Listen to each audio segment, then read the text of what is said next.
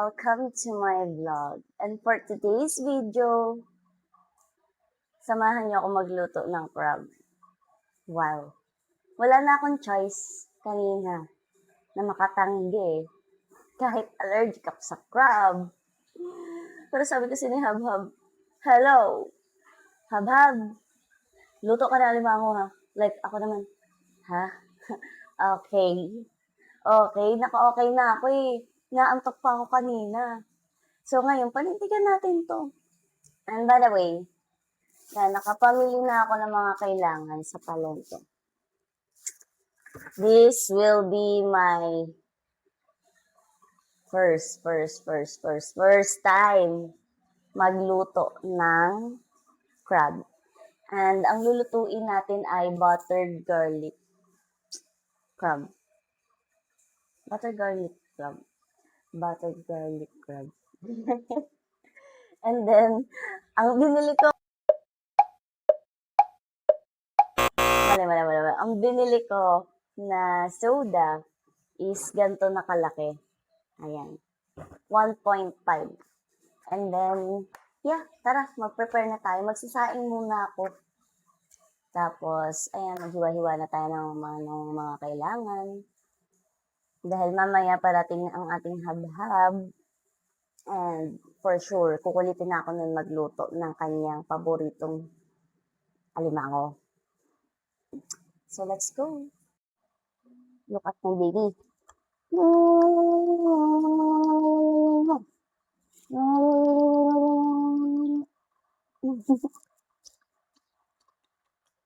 Damot. So, ayan guys, I tied in here para walang maglaglag. Ay, ang noo, lumalabas ba? Ayan, as you can see, yung ating mga father ay medyo may dungis. It's because hindi pa napaparipaint ito and I'm planning to make it white. So, ayun, let's start!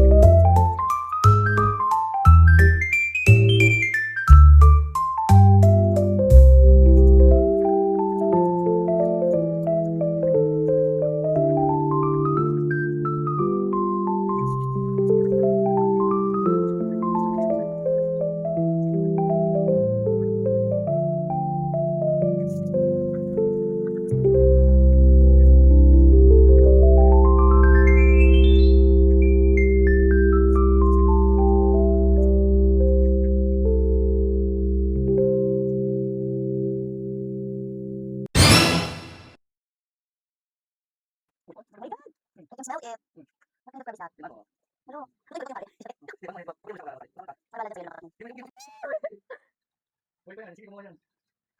lang sa Walang sipit yung isa? Hi guys. May isang alimangong tanggal ang sipit at kinakabahan ko pero magtotong tayo. Ito na, the moment of truth. Ayoko sa lahat ang alimango kasi nga may sipit sila. At traumatized ako dati nung nasa Bicol pa ako. Kasi nasipit ang aking kamay at nafonet.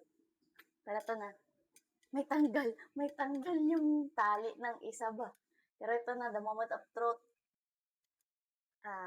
Papatulugin ko muna sila sa yelo. May isang malaki dito, ga.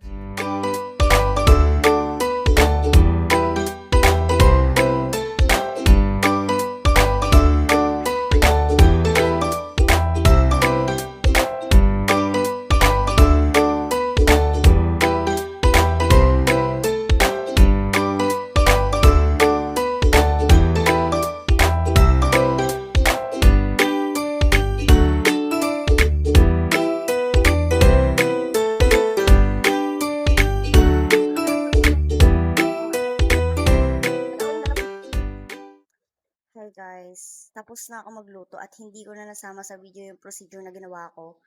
Pero kasi ang kagagahan ay umiral. Tinikman ba naman ang pinagpakuluan ng ating alimango? Ayun, hindi nakahinga si Gaga. Pero, by the way, ito na siya. Ayan na siya guys, nakapagluto na ako. Ito yung pinakaunang beses ako nagluto ng crab. Yan. Ang hipon kasi nakapagluto na ako and then mga tahong, ganun.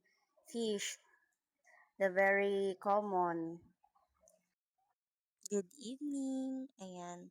Guys, nakapag-dinner na kami. And you know what? Nakapag-ulam ako ng crab.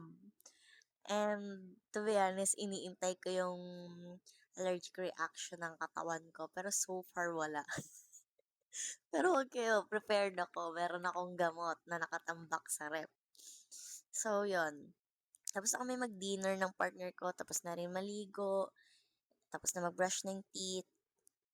And yun nga, matutulog na lang. Kasi tapos na rin ako manood ng favorite series ko from GMA.